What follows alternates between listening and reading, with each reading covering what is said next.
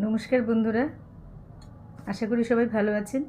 সকলকে প্রাণের কবি চ্যানেলে স্বাগত জানাচ্ছি। রবি ঠাকুরের লেখা পেটে পিঠে নাট্যকৌতুকটি শুনলে অনেকেরই ছোটোবেলার কথা মনে পড়ে যাবে। নাট্যকৌতুকটি সম্পূর্ণ শুনবেন, ভালো লাগলে একটি লাইক দেবেন, শেয়ার করবেন আর আমার চ্যানেলটি সাবস্ক্রাইব করবেন। শুরু করছি নাট্যকৌতুক পেটে ও পিঠে। প্রথম দৃশ্যে দেখা যাচ্ছে বাড়ির সম্মুখে পথে বসিয়া পা ছড়াইয়া বনমালী পরমানন্দে সন্দেশ আহার করিতেছেন। বয়স 7, 3 কড়ির প্রবেশ, বয়স 15। 3 কড়ি সন্দেশের প্রতি সলভ দৃষ্টিপাত করিয়া বলছেন, কি হে বটকৃষ্ণ বাবু, কি করছো? বনমালী নিরুত্তরে অবাক হইয়া থাকেন। 3 কড়ি বলছে, এই উত্তর দিচ্ছ না যে, তোমার নাম বটকৃষ্ণ নয়? বনমালী সংক্ষেপে বলল, না। 3 কড়ি, তোমার নাম কি বলো? 3 কড়ি বলছে, অবশ্যই বটকৃষ্ণ। যদি না হয়, আচ্ছা তোমার নাম কি বলো? বনমালী বলছে, আমার নাম বনমালী। 3 কড়ি হেসে উঠে বলছে, ছেলে মানুষ কিচ্ছু জানো না, বনমালীও যা বটকৃষ্ণও তাই, একই। বনমালীর মানে জানো? বনমালী বলছে, না। 3 কড়ি বলছে, বনমালীর মানে বটকৃষ্ণ, বটকৃষ্ণের মানে জানো? বনমালী বলছে, না। 3 কড়ি বলছে, বটকৃষ্ণের মানে বনমালী। আচ্ছা বাবা তোমাকে কখনো আদর করেও ডাকে না বটকৃষ্ণ? বনমালী বলছে, না। 3 কড়ি, ছি ছি, আমার বাবা আমাকে বলে বটকৃষ্ণ, মধুর বাবা মধুকে বলে বটকৃষ্ণ, তোমার বাবা তোমাকে কিচ্ছু বলে না, ছি ছি। এই বলে পাশে বসে পড়ল। বনমালী সগর্বে বলল, বাবা আমাকে ভূতু বলে। 3 কড়ি তখন বলছে, আচ্ছা ভূতু বাবু, তোমার ডান হাত কোনটা বলো দেখি? বনমালী ডান হাত তুলে বলে, এইটে ডান হাত। 3 কড়ি তখন বলছে, আচ্ছা বাঁ হাত কোনটা বলো দেখি? বনমালী বাঁ হাত তুলে বলছে, এইটে। 3 কড়ি তখন খপ করিয়া পাত হইতে একটা সন্দেশ তুলিয়া নিজের মুখের কাছে ধরিল। আচ্ছা ভূতুবাবু, এইটে কি বলো দেখি? বনমালী শশব্যস্ত হইয়া কাড়িয়ে নেওয়ার উপক্রম করিল। 3 কড়ি সরোষে পৃষ্ঠে চপেটাঘাত করিয়া, এত বড় ধেড়ে ছেলে হলি, এইটা কি জানিস রে? এটা সন্দেশ, এটা খেতে হয় বলেই 3 কড়ি মুখের মধ্যে সন্দেশ চালান করে দিল। বনমালী পৃষ্ঠে হাত দিয়া কাঁদছে। 3 কড়ি বলছে, ছি ছি ভূতুবাবু, তোমার জ্ঞান কবে হবে বলো দেখি?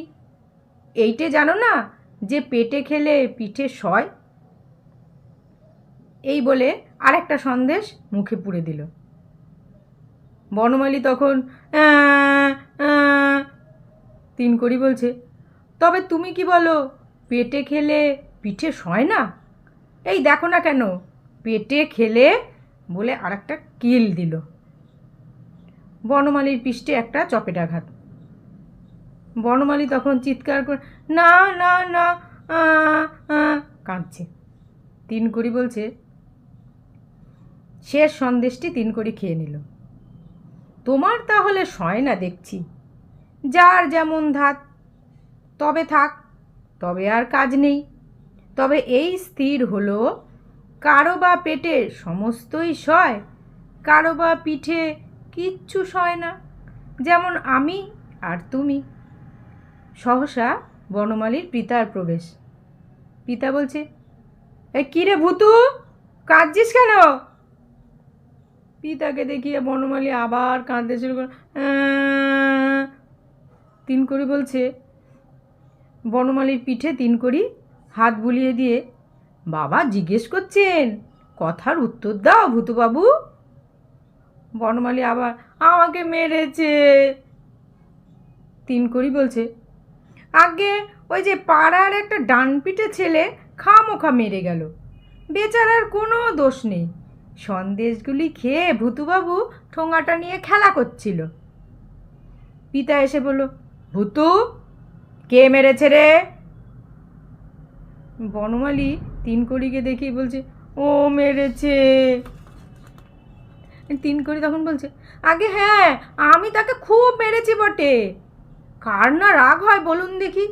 ছেলে মানুষ খেলা করছে, খামোখা ওকে মেরে ওর ঠোঙাটা কেড়ে নেয় কেন বাপু? আপনি থাকলে আপনিও তাকে মারতেন। পিতা বলছে, আমি থাকলে তার দুখানা হাড় একত্তর করে রাখতেম। যত সব ডানপিটে ছেলে এ পাড়ায় জুটেছে। বনমালী বলছে, বাবা, ও আমার সন্দেশ। তিনকড়ি তাকে নিবৃত্ত করে, আরে আরে, ও কথা বলতে হবে না। পিতা বলছে, কি কথা রে?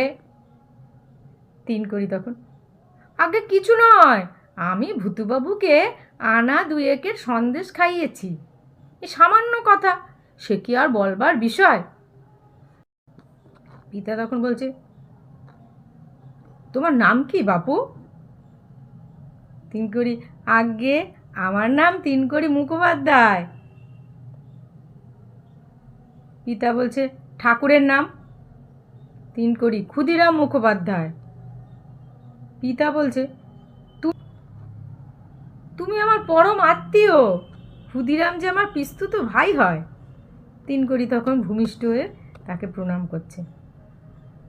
বনমালীর পিতা বলছে, এই চলো বাবা, চলো বাড়ির ভিতরে চলো, জলখাবার খাবে, আজ পৌষ পার্বণ, পিঠে না খাইয়ে ছাড়বো না। তিনকড়ি বলছে, যে আজ্ঞে। পিতা, আজ রাত্রে এখানে থাকবে, কাল মধ্যাহ্নভোজন করে বাড়ি যেও। তিনকড়ি, যে আজ্ঞে। এখন দ্বিতীয় দৃশ্য। অন্তঃপুরে তিনকড়ি পিষ্টক আহারে প্রবৃত্ত। তিনকড়ি মনে মনে বলছে, ডান হাতের ব্যাপারটা আজ বেশ ভালো চলছে। ভূতুর মা পাতে আরও 4টে পিঠে দিল। বাবা, চুপ করে বসে থাকলে হবে না, এই 4খানাও খেতে হবে। তিনকড়ি বলছে, যে আজ্ঞে। এবার ভূতুর বাবা এসেছে। ভূতুর বাবা বলছে, ও কি ও কি, পাত যে খালি, ওরে ওরে, খান আষ্টেক পিঠে দিয়ে যা। আবার পিঠে দিচ্ছে। বলছে, খেতে হবে কিন্তু তোমাকে, এরই মধ্যে হাত গুটালে চলবে না। তিনকড়ি বলছে, যে আজ্ঞে বলে পিঠে খাচ্ছে। এবার পিসিমা এসছে। ভূতুর মায়ের দিকে তাকিয়ে পিসিমা বলে, আরে ও বউ, তিনকড়ির পাত যে খালি, হাঁ করে দাঁড়িয়ে দেখছো কি? ওকে খান 10 পিঠে দাও। এই লজ্জা করো না বাবা, ভালো করে খাও। তিনকড়ি তখন বলছে, যে আজ্ঞে, এই বলে খাচ্ছে। এইবার পিসামশাই এসছে। এইবার পিসে মশাইয়ের প্রবেশ। পিসেমশাই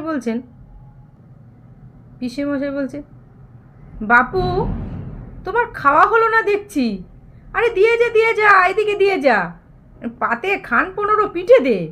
আর তোমাদের বয়সে আমরা খেতুম একেবারে হাঁসের মতো, সবগুলি খেতে হবে বলে রাখছি। তিনকড়ি বলছে, যে আজ্ঞে। এবার দিদিমা এসেছে। দিদিমা ভূতুর মাকে অন্তরালে ডেকে বলছে, আরে ও বউ, পিঠে তো সব ফুরিয়ে গেছে, আর একখানাও বাকি নেই। ভূতুর মা বলছে, কি হবে? দিদিমা বলছে, কি আর হবে? এই বলে তিনকড়ির পাশে গিয়ে দিদিমা বসলো। কড়ির পিঠে 1 কিল। পিঠে আর খাবে? তিনকড়ি বলছে, আগে আগে না। দিদিমা, সে কি কথা, আরও 2টো খাও। এই বলে আরও 2টো কিল। তিনকড়ি এবার বলছে, আর না না না, আর আবশ্যক নেই। এবার তৃতীয় দৃশ্য। পরদিন তিনকড়ি শয্যাগত, পাশে বনমালী বসে আছে। তিনকড়ি ক্ষীণ কণ্ঠে বলছে, ভূতুবাবু, তোমার বাবা কোথায় হে? বনমালী তখন বলছে, বদ্যি ডাকতে গেছে তিনকড়িদা। তিনকড়ি কাতস্বরে, আর বদ্যি ডেকে কি হবে? ওষুধ যে খাবো তার জায়গা কোথায়? বনমালী বলছে, তোমার পেটে কি হয়েছে তিনকড়িদা? তিনকড়ি বলছে, যাই হোক গে, কাল তোমাকে যা শিখিয়েছিল মনে আছে কি? বনমালী, আছে। তিনকড়ি বলছে, কি শিখিয়েছি বলো দেখি। বনমালী বলল, পেটে খেলে পিঠে সয়। তিনকড়ি, আজ আরেকটা শেখাবো, কথাটা মনে রেখো, পিঠে খেলে পেটে সয় না।